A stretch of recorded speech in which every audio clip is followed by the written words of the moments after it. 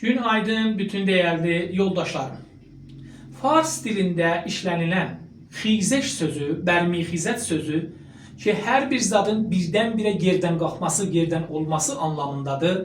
Nə sayaq türkcə bir sözdür.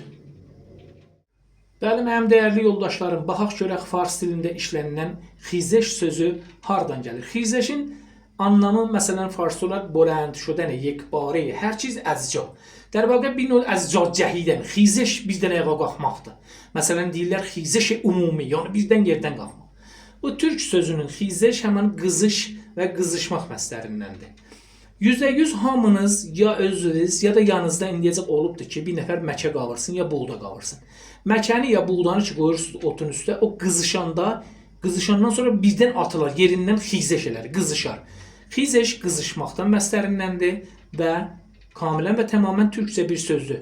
Görürsünüz Türkiyədə məsələn sürətə də deyirlər hız ilə, yəni sürət həmin qızışmağı və qızmağı göstərir və qızmaq görürsən qızmaq hisslənməyə də deyirlər. Bir nəfər görürsən qızışdım, yəni hisslənir. Qızmaq Türkiyədə əsəban olmağa, yerindən olmağa da deyirlər. Xizəş qızış və qızışmaq məslərindəndir və tamamən türkcə bir sözdür.